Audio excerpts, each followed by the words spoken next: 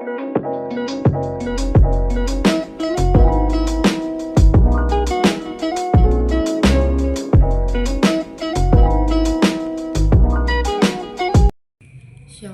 perkenalkan nama saya Luisa Amelia Siran, NPM 41250249. Saya dari Fakultas Ekonomi dan Bisnis, Prodi Manajemen, kelas F semester 1.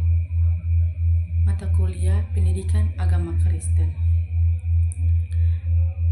Tugas saya membuat video tentang khotbah. Khotbah saya bertema merancang masa depan berdasarkan rencana Allah.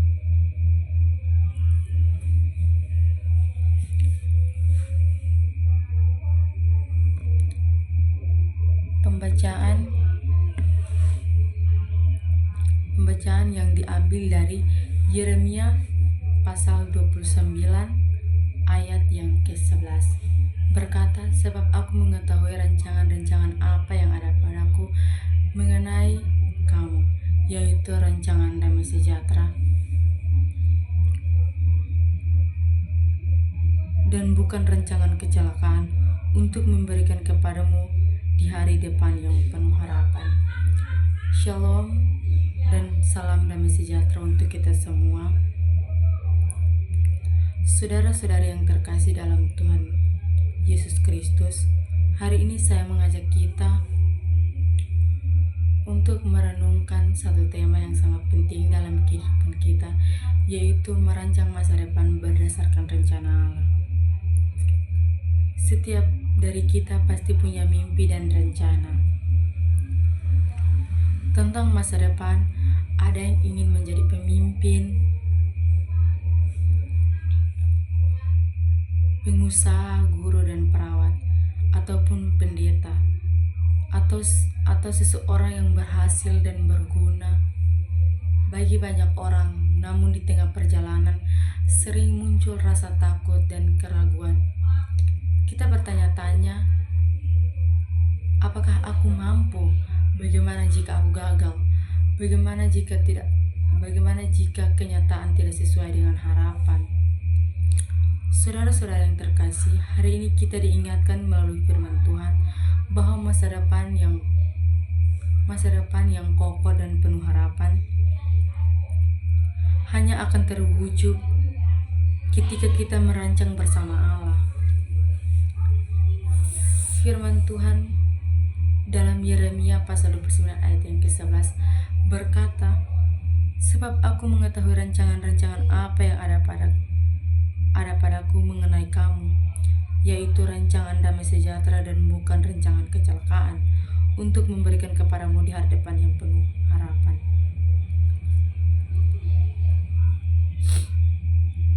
Ayat ini mengingatkan kita bahwa pertama, Allah sudah memiliki rencana untuk hidup. Kedua, rencana itu adalah rencana damai sejahtera dan bukan kegagalan. Yang ketiga, tujuan dari rencana itu adalah masa depan yang penuh harapan. Jadi masa depan orang percaya bukanlah sesuatu kebetulan, melainkan sesuatu yang telah ditetapkan oleh Allah yang mengasihi kita. Mengapa kita harus merancang masa depan bersama Allah? Karena firman Tuhan dalam Yesaya 55 ayat 8-9 berkata bahwa rencana Tuhan bukanlah rencana kita dan jalan Tuhan bukanlah jalan kita. Kita sering membuat rencana berdasarkan apa yang kita lihat di hari ini, tetapi Tuhan merancang masa depan kita berdasarkan apa yang Ia lihat sepanjang hidup kita. Kita hanya melihat satu halaman dari kehidupan kita, tetapi Tuhan melihat seluruh buku kita. Tanpa Allah rencana kita rapuh. Amsal 16 ayat 3 berkata, "Serahkanlah perbuatanmu kepada Tuhan, maka rencanamu akan berhasil." Banyak orang yang bekerja keras, berusaha sedemikian rupa, tetapi akhirnya lelah dan kecewa karena tidak melibatkan Tuhan. Rencana tanpa Tuhan bagaikan membangun rumah di atas pasir dan mudah roboh.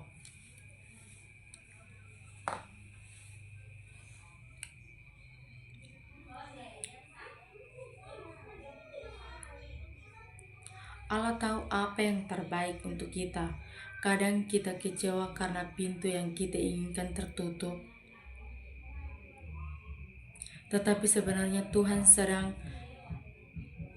melindungi kita dari sesuatu yang buruk dan sedang mempersiapkan sesuatu yang jauh lebih indah. Kegagalan bukan dari akhir segalanya, tetapi proses menuju keberhasilan dalam rencana Tuhan. Bagaimana kita merancang masa depan berdasarkan rencana Allah?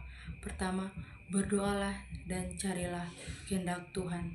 Mazmur 37 ayat yang kelima berkata, serahkanlah hidupmu kepada Tuhan dan percayalah kepadanya, dan Ia akan bertindak. Doa bukan hanya meminta berkat, tetapi mencari Allah. Punya tujuan dan bekerja dengan sungguh-sungguh. Iman tanpa perbuatan adalah mati. Doa harus diikuti dengan tindakan yang nyata. Percaya pada proses Tuhan walaupun kita belum melihat hasilnya. Berjalan bersama Tuhan seringkali penuh kejutan. Ada badai, ada tangis, tetapi ada juga mujizat. Jangan takut gagal. Orang yang takut gagal tidak pernah maju. Kegagalan adalah menuju ke kemajuan. Kita dapat melihat contoh dari kehidupan Yusuf. Ia mempunyai mimpi yang besar dari Tuhan, tetapi perjalanan menuju mimpinya tidak mudah. Ia dimusuhi saudaranya, dijual sebagai budak, difitnah dan dipenjara. Namun ia tetap setia pada Tuhan, dan pada akhirnya ia menjadi pemimpin besar di Mesir dan menyelamatkan banyak bangsa. Jika Yusuf menyerah di tengah jalan, ia tidak akan melihat pengenapan rencana Allah. Saudara-saudara yang terkasih, hari ini Tuhan berkata, jangan menyerah, jangan putus asa, dan jangan takut. Simpanlah mimpi itu di dalam doa. Rencanakan masa depanmu, tetapi Tuhan berkata, yang memimpin langkahmu. Mungkin hari ini kita sedang menangis, tetapi besok Tuhan bisa mengubah air mata menjadi pelangi. Mari kita berkata dalam hati, Tuhan, aku serahkan masa depanmu ke dalam tanganmu, bukan rencanamu yang jadi, tetapi bukan rencanaku yang jadi, tetapi rencanamu yang sempurna di dalam atas hidupku. Demikian firman Tuhan.